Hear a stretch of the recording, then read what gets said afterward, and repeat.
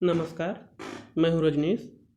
ये मेरे बारे में है और नीचे टेलीग्राम का लिंक दिया गया है। आप इस लिंक के माध्यम से मेरे चैनल से टेलीग्राम चैनल से जुड़ सकते हैं। उसमें आपको बहुत सारे स्टडी मटेरियल्स और साथ में इस वीडियो का पीडीएफ मिल जाएगा। तो चलिए शुरू करते हैं। पॉलिटिकल थियरी सीरीज में आज जिस टॉपिक पे हम चर्चा कर रहे हैं उसका नाम है समानता यानी इक्वलिटी। तो शुरू करते हैं। सबसे पहले जान लेते हैं समानता का अर्थ क्या है। समानता से मतलब होता है अतार्किक भेदभाव की अनुपस्थिति, अर्थात ऐसी स्थिति जिसमें कि भेदभाव की समाप्ति की जाए, अर्थात किसी भी तरह का विभेद, किसी भी तरह का भेदभाव न रहे। और यह ध्यान देने की बात है कि अतार्किक भेदभाव की अनुपस्थिति को ही समानता कहा जाता है। अतार्किक भेदभाव से मतलब होता है ऐसे भेदभाव या ऐसा वर्गीकरण जो असमानता की इच्छा से न बनाए गए हों, अर्थात सामान्यतया कुछ वर्गीकरण, कुछ भेदभाव समाज में रह जाते हैं किंतु वह इस आशय से न बनाए गए हों कि किसी व्यक्ति को उसका नुकसान पहुंचाना हो या किसी व्यक्ति के साथ भेदभाव करना हो। तो इस तरह से जो अतार्किक भेदभाव हैं उनकी अनुपस्थिति या उस तरह के भेदभाव को समाप्त करना ही समानता का अर्थ है। समानता का एक और अर्थ है विशेषाधिकारों का अभाव, अर्थात प्रत्येक व्यक्ति समान है और उनमें से किसी भी व्यक्ति के पास किसी भी तरह के विशेषाधिकार नहीं होने चाहिए। किसी भी व्यक्ति को न तो जन्म के आधार पे, न वंश के आधार पे, न उसकी प्रजाति के आधार पे या किसी भी सरकारी पद, धन इत्यादि के आधार पे, किसी भी आधार पर विशेषाधिकार नहीं मिलने चाहिए। प्रत्येक व्यक्ति के अधिकारों में समानता होनी चाहिए। सभी व्यक्तियों के लिए समान अवसर उपलब्ध होने चाहिए। समानता का यह भी एक आयाम है कि प्रत्येक व्यक्ति को समान अवसर प्राप्त हो, उसमें अवसर की समानता हो और प्रत्येक व्यक्ति वह जो इच्छा करना चाहे, सार्वजनिक रूप से अवसर की प्राप्ति या समाज में अवसर की प्राप्ति उसे समान रूप से मिल सके। इसके अलावा जो भी सार्वजनिक लाभ, सामाजिक लाभ लोगों को मिल रहे हैं, चाहे वो धन के रूप में हो, पद के रूप में हो, पुरस्कार के रूप में हो, उनमें किसी भी तरह का भेदभाव नहीं हो। और साथ ही साथ शोषण का अंत, किसी भी तरह से शारीरिक, मानसिक, आर्थिक किसी भी तरह से एक व्यक्ति का शोषण दूसरे व्यक्ति के द्वारा, समाज के द्वारा या राज्य के द्वारा न किया जाए। तो इस तरह से हम देखते हैं कि जो समानता की अवधारणा है, यह अवधारणा मुख्य रूप से व्यक्ति के कल्याण से जुड़ी हुई है और व्यक्ति को एक समान मानने से जुड़ी हुई है। तो व्यक्ति के अंदर ये समानता की अवधारणा से संबंधित कुछ अन्य बातों की चर्चा यहाँ कर लेते हैं। जैसे समानता से अधिकार का बोध होता है, तथ्य का नहीं। समानता से अधिकार का बोध होता है, इसका क्या तात्पर्य है? इसका तात्पर्य यह है कि समानता एक अधिकार है। प्रत्येक व्यक्ति को मनुष्य होने के नाते समान माना जाए, यह उसका अधिकार है, न कि यह एक तथ्य, अर्थात इसे समाज में तथ्य की तरह उपस्थित देख पाना उतना आसान नहीं है। संभव है कि कोई समाज ऐसा हो जहां पर समानता उपस्थित न मिले या समानता का अंश कम मिले। इसका यह मतलब नहीं कि समानता की अवधारणा गलत है। इसका यह अर्थ है कि समानता एक लक्ष्य की तरह है, एक अधिकार की तरह है। इसे प्राप्त करने के लिए प्रत्येक समाज का दायित्व होना चाहिए। ऐसा नहीं है कि प्रत्येक समाज में अधिकार समानता व्याप्त ही हो, यह कोई तथ्य नहीं है, यह सार्वभौमिक नहीं है। प्रत्येक समाज में समानता की स्थापना करनी पड़ती है। शुरुआत से समाज समान हो यह आवश्यक नहीं है। समानता का तात्पर्य यह भी नहीं है कि यह अक्षरशः समानता हो। अक्षरशः समानता का क्या मतलब है? अक्षरशः समानता का मतलब होता है कि प्रत्येक व्यक्ति को प्रत्येक स्थिति में बराबर कर दिया जाए, यह इसका अर्थ नहीं है। व्यक्तियों के बीच कुछ न कुछ विभेद तो अवश्य रहेंगे। हो सकता है उनके रंग के आधार पर रहें, हो सकता है उनकी आयु के आधार पर रहें, धर्म के आधार पर, जाति के आधार पर, उनकी कदकाठी के आधार पर, उनकी शारीरिक मानसिक क्षमता के आधार पर। किंतु इसका यह मतलब नहीं कि समाज में इन सब विभेदों के आधार पर उन्हें मिलने वाले पुरस्कार, दंड, उनको मिलने वाले लाभ, उनको मिलने अवसर अवसर इत्यादि में भी असमानता का व्यवहार किया जाए। कहने का मतलब है कि प्रत्येक व्यक्ति को बढ़ाकर या घटाकर उसे समान नहीं करना है, बल्कि ज़्यादा से ज़्यादा असमानता को कम करना है। यह समान दो व्यक्तियों, दो धुरी के बीच की दूरी को कम करना है, न कि दोनों को बराबर खड़े कर देना है। क्योंकि प्रकृति के रूप से मनुष्य जैसा है, उसमें जो असमानताएं हैं उनके आधार पर सामाजिक रूप से कोई, आर्थिक रूप से कोई, या अथवा राजनीतिक रूप से कोई असमानता व्याप्त न हो, यह हमें ध्यान रखना है। एक अन्य बात कि समानता का जो विचार है यह एक आधुनिक विचार है। आधुनिक विचार का मतलब यह आधुनिक काल में आया। यह उस समय आया जब यह माना जाने लगा कि प्रत्येक व्यक्ति बराबर है। धार्मिक रूप से देखा जाए तो यह कहा जा सकता है कि प्रत्येक व्यक्ति ईश्वर की संतान है, इसलिए बराबर है। अगर तार्किक रूप से देखा जाए तो यह कहा जा सकता है कि प्रत्येक व्यक्ति में एक ही जैसी चेतना होती है, मन बुद्धि होता है, एक ही जैसा सामर्थ्य होता है, प्रत्येक व्यक्ति मनुष्य है, इस कारण से वह बराबर है। तो यह जो विचार है यह आधुनिक विचार है। ऐसा नहीं है कि समानता की पहले चर्चा नहीं होती थी, इसके पहले भी समानता और असमानता ये दो आपस में टकराने वाले विचार सदैव से व्याप्त रहे हैं। आप यूनानी दर्शन को देख लीजिए, उस समय प्लेटो ने समाज को 3 भागों में बांटा और बताया कि जिनके अंदर जो कार्य करने की क्षमता है वह वो कार्य करें। समान अवसर का उसने विरोध किया। इसके अलावा अरस्तु ने भी दासों और स्त्रियों को समान अधिकार प्रदान करने का विरोध किया। भारतीय इतिहास देख लें, उसमें भी जाति और वर्ण के अलग अलग विभाजन, स्त्रियों और पुरुषों के अलग अलग विभाजन। तो यह असमानता जिस तरह से उठी, उसी तरह से उस असमानता के विरोध में समानता की आवाज़ भी उठी। उस समय भी लोगों ने इस व्यवस्था का विरोध किया, इस व्यवस्था को नकार दिया और समानता स्थापित करने के लिए अलग अलग संतों ने, महापुरुषों ने, अलग अलग समाज सुधारकों ने प्रत्येक समाज में, प्रत्येक तरह की संस्कृतियों में अलग अलग कार्य किए। तो इस तरह से समानता और असमानता की जो बात है वह प्राचीन काल से ही चली आ रही। जब से समाज है तब से यह विरोध, अंतर्विरोध दोनों में चल रहा है। किंतु यह समानता की जो विचारधारा कि प्रत्येक व्यक्ति मनुष्य होने के नाते समान है, प्रत्येक व्यक्ति में एक ही जैसी मनस चेतना, एक ही जैसी शारीरिक क्षमता और एक ही जैसी बुद्धि मन होता है, इस कारण से समान है, यह विचार आधुनिक विचार है। समानता की एक अन्य बात है कि यह सामाजिक परिवर्तन की मांग करता है। सामाजिक परिवर्तन अर्थात जो व्यवस्था बनी हुई है, अगर उसमें असमानता के तत्व हैं तो यह विचार मांग करता है कि उस असमानता को नष्ट करके, उस असमानता को हटा करके समानता की स्थापना की जाए। तो यह एक सुधारवादी विचार है और सदैव समानता एक लक्ष्य की तरह है जिसकी तरफ प्रत्येक राज्य को, प्रत्येक समाज को मुंह करके चलना चाहिए। उस लक्ष्य को प्राप्त करने का प्रत्येक समाज को प्रयास करना चाहिए। इसके अलावा समानता मुक्त प्रतिस्पर्धा की मांग करता है। मुक्त प्रतिस्पर्धा का मतलब है कि प्रत्येक व्यक्ति के बीच किसी भी तरह की प्रतिस्पर्धा का बंधन न हो, प्रतिस्पर्धा में किसी तरह का विशेषाधिकार न हो, अर्थात प्रत्येक व्यक्ति को अवसर दिया जाए कि वह अपनी बुद्धि, अपनी क्षमता के अनुसार कार्य कर सके और पद को प्राप्त कर सके, पुरस्कार को प्राप्त कर सके। इसके अलावा समानता के विपक्ष में कभी कभी कहा जाता है कि सरकार या राज्य कुछ भेदभाव करती है।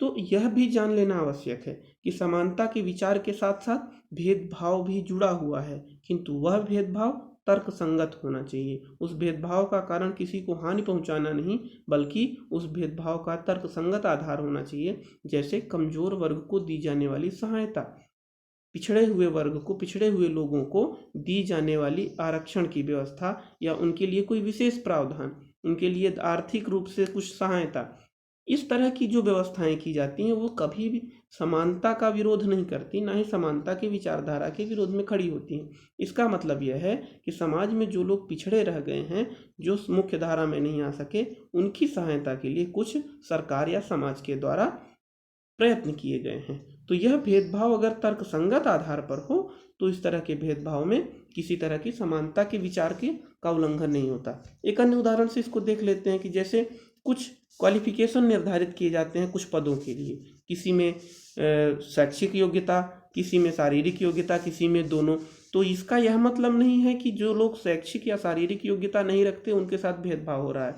इसका अर्थ यह है कि जिन लोगों की आवश्यकता है उन लोगों में यह गुण होने चाहिए। तो समानता के साथ यह जो तर्कसंगत भेदभाव है इसे भी देखकर चलना चाहिए। अब समानता के कुछ प्रकारों के बारे में चर्चा कर लेते हैं। पहला है कानूनी समानता, कानूनी या संविधान के अनुसार, विधि के अनुसार। तो यह इसका मुख्य जो कानूनी समानता के कुछ तत्व हैं, जैसे समान कानूनी हैसियत। समान कानूनी हैसियत का मतलब होता है कि प्रत्येक व्यक्ति कानून के हिसाब से बराबर हैसियत रखता है, कोई व्यक्ति छोटा या कोई व्यक्ति बड़ा नहीं है। कानून सबके लिए है। प्रत्येक व्यक्ति का कानून पर या विधि पर, संविधान पर बराबर अधिकार है। साथ ही प्रत्येक व्यक्ति को विधि अथवा कानून का बराबर संरक्षण प्राप्त है। तो इस तरह कानूनी समानता का मतलब है प्रत्येक व्यक्ति की समान कानूनी हैसियत। विधि के समक्ष समता। विधि के समक्ष समता का अर्थ है कि प्रत्येक व्यक्ति को समान रूप से कानून का संरक्षण प्राप्त होगा और सबके लिए एक ही कानून होगा।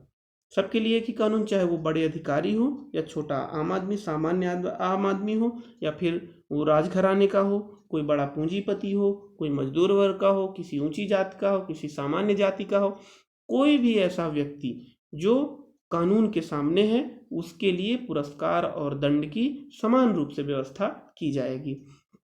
इसके अलावा पुरस्कार और दंड प्रदान करने में राज्य में समानता का व्यवहार किया जाए। समानता का व्यवहार किस तरह से कि उसके व्यक्ति के जाति, धर्म, लिंग, स्थान, निवास इत्यादि के आधार पर कोई भेदभाव नहीं हो।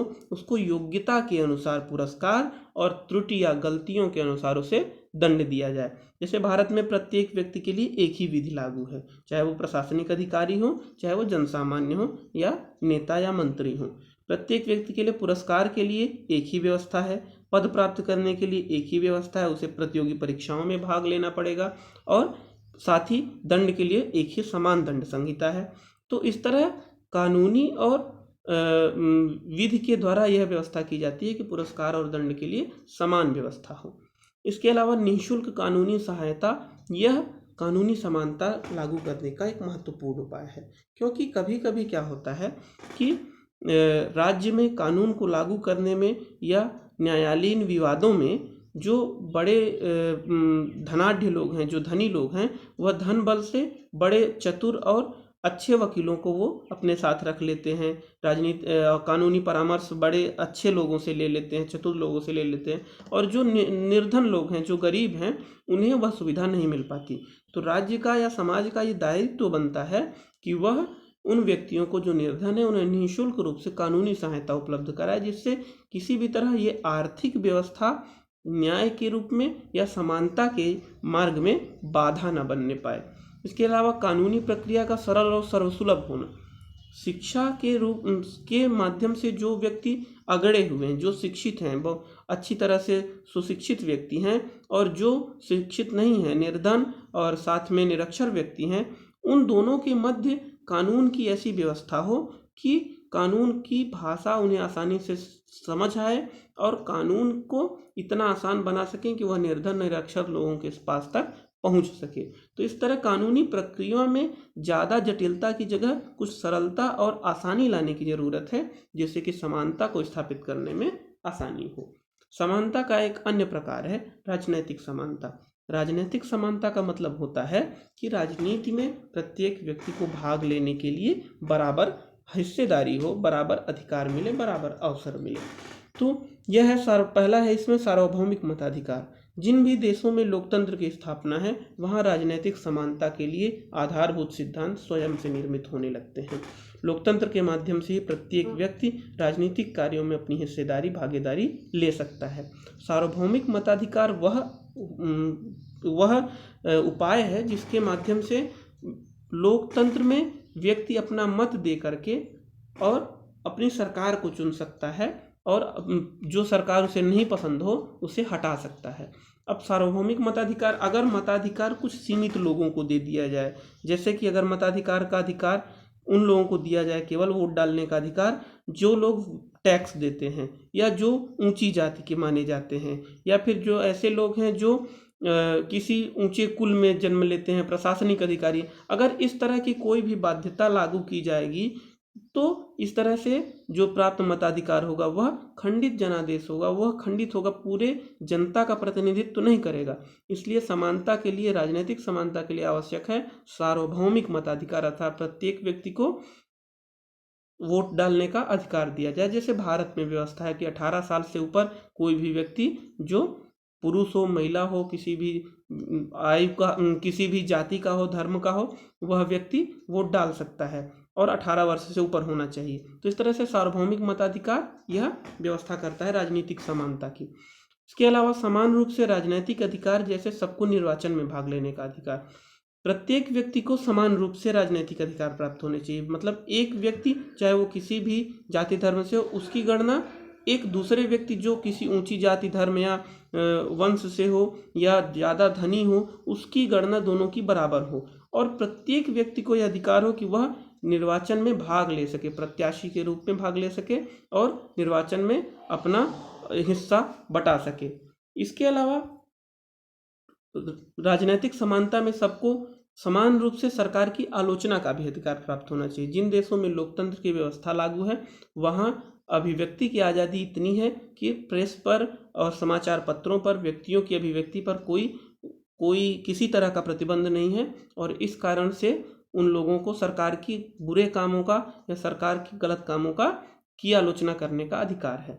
इसके अलावा राजनीतिक समानता में राजनीतिक पदों को प्राप्त करने के लिए भेदभाव की समाप्ति भी आती है। अर्थात प्रत्येक व्यक्ति, वो चाहे जिस हैसियत का हो, वह राजनीतिक पदों तक पहुंच सकता है और वह उसी प्रक्रिया का पालन करेगा जिस प्रक्रिया का दूसरे अन्य लोग करेंगे। तो राजनीतिक समानता भी मुख्य रूप से समानता के विचार का एक अंग है। इसके बाद आता है सामाजिक और आर्थिक समानता। सामाजिक और आर्थिक समानता हमें लगता है कि किसी भी कानूनी और राजनीतिक समानता की तरह ही महत्वपूर्ण है, और बल्कि ये कहिए कि सामाजिक और आर्थिक समानता के आधार पर ही कानूनी और राजनीतिक समानता प्रदान की जा सकती है। सामाजिक समानता का मतलब होता है कि समाज के प्रत्येक वर्ग को, प्रत्येक व्यक्ति को वह बराबर सामाजिक हैसियत प्रदान करे, और बराबर सामाजिक हैसियत आर्थिक हैसियत प्रदान करे। अर्थात उसकी कोई भी सामाजिक आइडेंटिटी हो, सामाजिक पहचान हो, आर्थिक स्थिति हो, प्रत्येक व्यक्ति अपने सामाजिक अधिकारों का समान रूप से उपयोग कर सके। यह सामाजिक आर्थिक समानता जो है, वह समानता के तात्विक समानता की स्थापना में सहायक होता है। अब यहाँ पर यह मुख्य है कि हम जान लें कि औपचारिक और तात्विक समानता क्या है और उनके मध्य क्या अंतर है। तो औपचारिक समानता का मतलब होता है कि कानून के द्वारा या विधि के द्वारा औपचारिक रूप से अगर यह घोषित कर दिया जाए कि प्रत्येक व्यक्ति समान है, तो यह औपचारिक समानता की स्थापना हुई।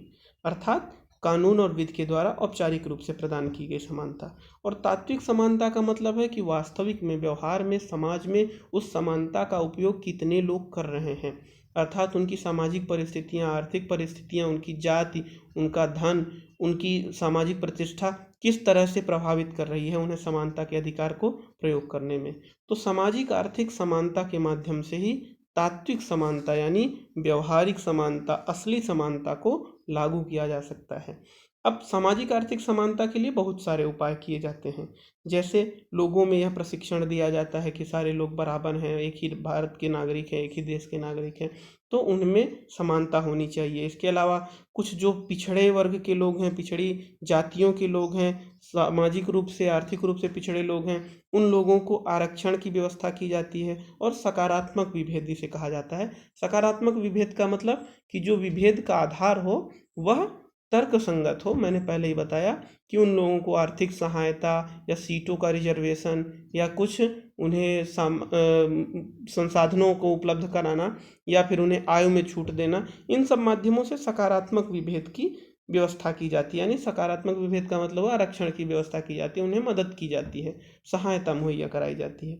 इसके अलावा सामाजिक आर्थिक समानता की स्थापना के लिए आर्थिक सहायता भी एक प्रमुख उपाय है, जिसके माध्यम से आर्थिक रूप से पिछड़े लोगों को मदद पहुंचाई जाती है। जैसे आर्थिक रूप से पिछड़े बच्चों की फीस माफ़ कर दी जाती है, उन्हें मुफ्त में किताबें दी जाएं, या फिर उनके ट्यूशन की व्यवस्था की जाए इस तरह से। या फिर जो वृद्ध हैं, असहाय हैं, उनके लिए पेंशन की व्यवस्था, या इन पिछड़े लोगों के लिए किसी भी तरह की आर्थिक सहायता या लोन या बैंक के द्वारा किसी तरह की सहायता। तो इस तरह आर्थिक रूप से सामाजिक आर्थिक समानता की स्थापना की जा सकती है।